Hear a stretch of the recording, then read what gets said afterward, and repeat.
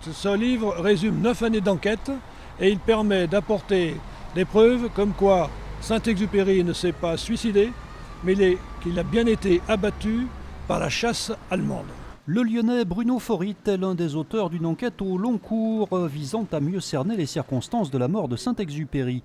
Ses conclusions sont publiées dans ce livre co-signé avec François Daguet, neveu et filleul de Saint-Ex. Au cours de leurs investigations, ils ont rencontré le pilote allemand qui aurait abattu l'auteur du Petit Prince. C'est Horst Ripper qui a témoigné comme quoi il était l'auteur de ce tir destructeur. Il avait beaucoup d'émotions et certainement des remords car c'était un auteur qu'il admirait beaucoup. Il avait lu ses livres pendant la guerre. Pendant très longtemps, il pensait ne pas l'avoir abattu. Et malheureusement, au vu des preuves comme quoi ça se passait du côté entre Toulon et Marseille, là il a compris que c'était bien lui qui avait abattu l'avion de Saint-Ex. Bruno Faurit balaye ainsi la thèse du suicide de Saint-Ex. Saint-Exupéry était un homme responsable et là ce jour-là il avait des photos prises de Marseille ou de Toulon et il fallait absolument les rapporter pour les Alliés. Donc c'était quelque chose de très important, il le savait très bien que ça allait être très utile pour le débarquement.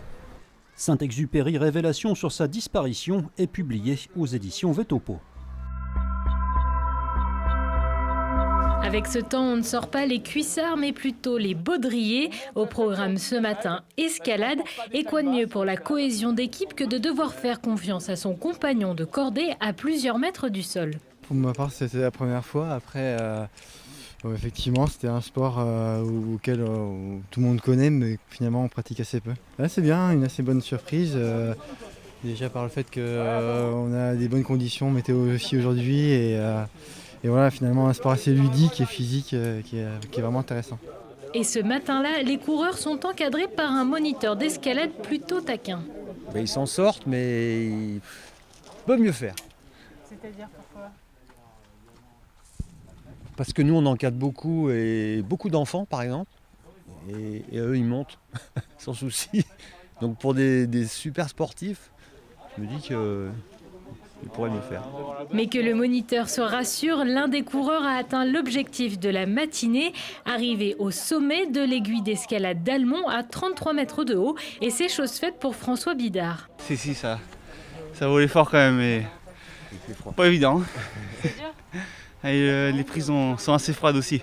Mais peu importe la discipline, l'important reste avant tout de se retrouver dans un cadre différent hors compétition. Oui, c'est important puisqu'on sort un peu du cadre du vélo et c'est agréable de se retrouver tous dans un cadre vraiment, comme je le répète encore une fois, mais différent de ce qu'on a l'habitude de pratiquer toute la saison, où c'est plutôt l'entraînement dans un cadre assez studieux. Là, des bons moments de détente, un petit peu de sport pour s'entretenir et surtout du lien pour faire connaissance. Être au cœur de l'Oisans, c'est aussi un avantage pour les coureurs qui emprunteront ces routes lors du prochain Tour de France et lors de l'arrivée à l'Alpe d'Huez.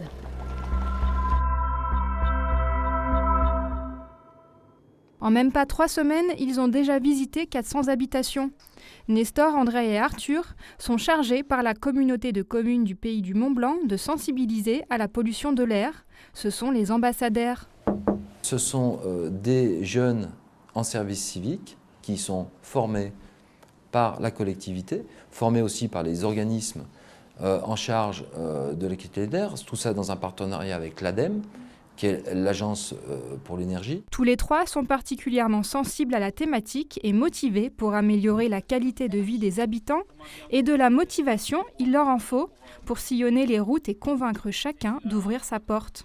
J'ai voulu faire ce service civique justement pour pouvoir avoir un impact positif sur cette pollution et pouvoir la réduire. Vous voulez qu'on enlève les chaussures ? Non. Cette mission s'inscrit dans le cadre du plan climat-air-énergie territorial. Parmi différentes mesures, 270 000 € ont été budgétés pour les ambassadeurs. Bonne pratique, mode de chauffage polluant.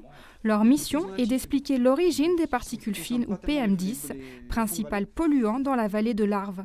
Est-ce que vous avez une idée des différentes sources de pollution ? ou pas du tout? C'est juste pour...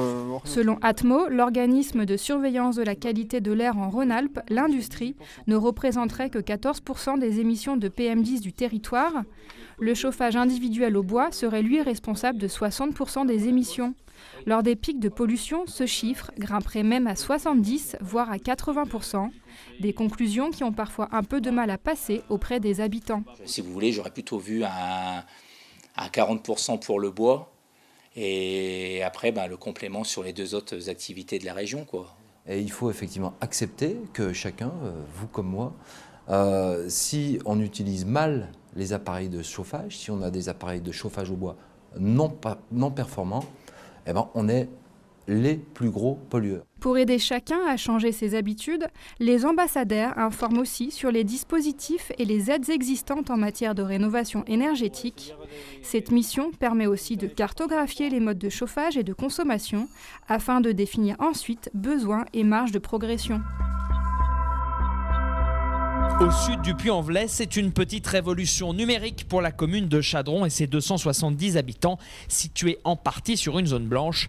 Depuis septembre, le village de pleine nature qui accueille ici scolaires et centres de loisirs est équipé d'une borne Wi-Fi gratuite, la 100e borne Wi-Fi en libre accès du département de la Haute-Loire. Depuis un peu plus d'un an, le conseil départemental propose aux communes un dispositif de Wi-Fi moyennant un forfait de 288 € par an pour 2 bornes. Le Wi-Fi en zone rurale, plus de 60 communes ont répondu à l'appel. Les retours sont vraiment positifs, d'où d'ailleurs l'accélération du plan de déploiement, puisque nous avons à l'heure actuelle une commune sur 3 qui soit a le système déjà en place, soit a délibéré en sa faveur. Et pour convaincre les communes, le département joue les VRP auprès des maires et va à la rencontre des élus. Objectif, équiper les sites touristiques, notamment sur le chemin de Saint-Jacques-de-Compostelle.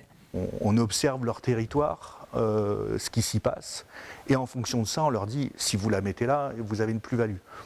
À Allègre, par exemple, elle est au camping, sur un arbre. À la fin de l'année, la Haute-Loire devrait compter plus de 106 bornes. À Chadron, près de 250 personnes ont déjà utilisé le service en l'espace de 2 mois. Donc voilà, on fait un égouttage au torchon, à l'ancienne. Une technique traditionnelle pour une recette moderne. Voilà une partie du secret du succès du sarrason de la ferme Boribale.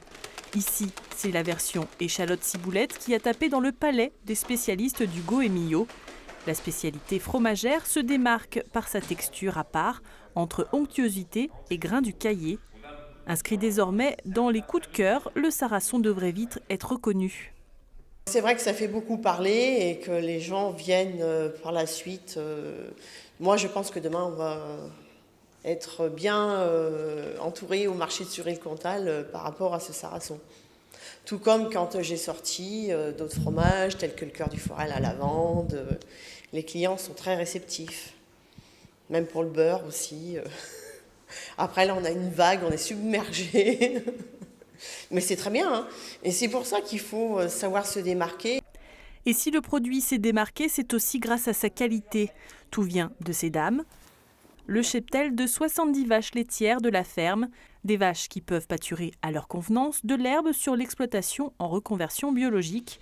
Et le moins que l'on puisse dire, c'est qu'ici, elles sont bichonnées pour donner du bon lait. Cette nouvelle reconnaissance conforte les agriculteurs dans leur démarche de faire de la production simple, mais de qualité. Ces récompenses-là vont vraiment dans le sens de la qualité et pas de la quantité, parce qu'on va vraiment récompenser des produits, un travail bien fait. Et aujourd'hui, un travail bien fait n'est pas forcément synonyme de quantité. On est vraiment dans cette optique d'un travail minutieux, de prendre le temps de faire les choses. C'est un peu d'ailleurs ce qui va de pair avec l'agriculture biologique. On prend le temps, on suit les saisons, on va vraiment revenir à des choses plus basiques et on va le ressentir vraiment sur la qualité de nos produits. Le sarrason de la ferme Boribale pourrait bien devenir une nouvelle spécialité de Saint-Romain-le-Puy. Une note gourmande qui pourrait agrémenter vos plats comme la traditionnelle saucisse à cuire et pommes de terre cet hiver. Mais pour l'adopter, il ne vous reste plus qu'à le goûter. Ce cours de gym aquatique est un peu spécial. Il se déroule en effet dans de l'eau thermale. D'origine souterraine, cette eau est enrichie en sels minéraux. Elle est utilisée à titre thérapeutique Et c'est le cas ici, à Aix-les-Bains.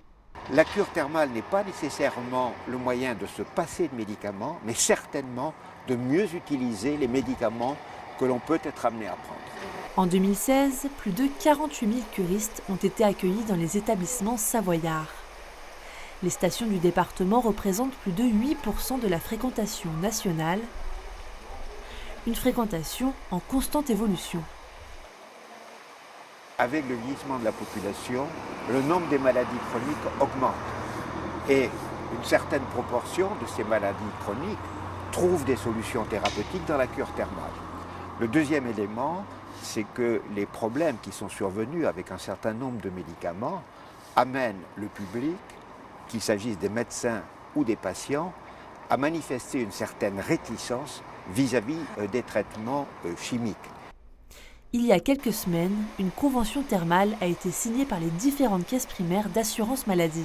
Pour les exploitants thermaux, si vous voulez, c'est une quasi-garantie pendant 5 ans du maintien du remboursement des cures thermales. Donc c'est un point très fort. C'est un point fort pour les investisseurs parce que les établissements thermaux sont tous des chefs d'entreprise. Certains investisseurs arrivent d'ailleurs dans la région.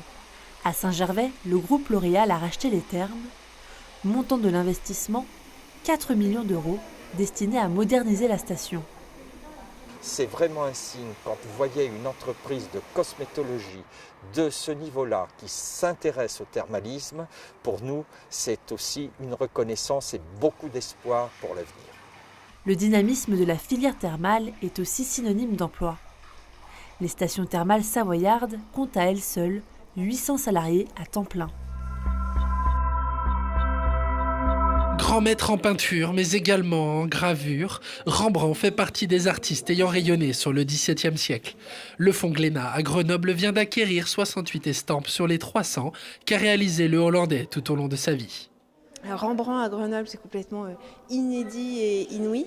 C'est le Fonds Glénat pour le patrimoine et la création qui a acheté cette collection au printemps dernier.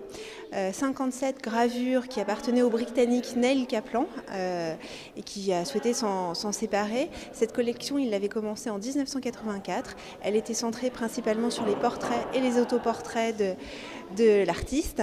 Et puis on l'a enrichi d'un lot de 11 nouvelles gravures au début de l'été. Pour admirer ces petits formats qui ne sont pas sans rappeler les planches de bande dessinée, il faut se doter d'un des accessoires favoris de Sherlock Holmes. Ces loupes, elles servent à comprendre le génie de Rembrandt, puisque ces œuvres sont toutes petites, pour certaines même ressemblent à des timbres-poste. Et donc les loupes, elles permettent aux enfants d'aller découvrir la finesse de l'œuvre réalisée par Rembrandt. Une minutie qui séduit aussi ses mini-visiteurs. Lors d'ateliers, ils s'essayent à la gravure et en profitent pour découvrir l'art de l'estampe. On est en train de faire des tampons. T'es en train de graver dans quoi? Dans de la mousse. Mais normalement, c'est dans du fer. Mais ça serait un peu trop difficile si on le faisait dans du fer. Je ne savais pas que les gravures, ça se faisait comme ça en fait. Je ne connaissais pas la technique de passer dans la presse avec le papier et l'encre. Les gravures, je ne savais pas qu'on faisait avec du vernis. Par contre, je pensais qu'on prenait plutôt une plante en acier avec un petit maillet et qu'on tapait dessus. Ces œuvres seront conservées au couvent dans un cabinet au nom de l'artiste, mais pour des raisons de conservation ne seront pas toutes visibles en même temps.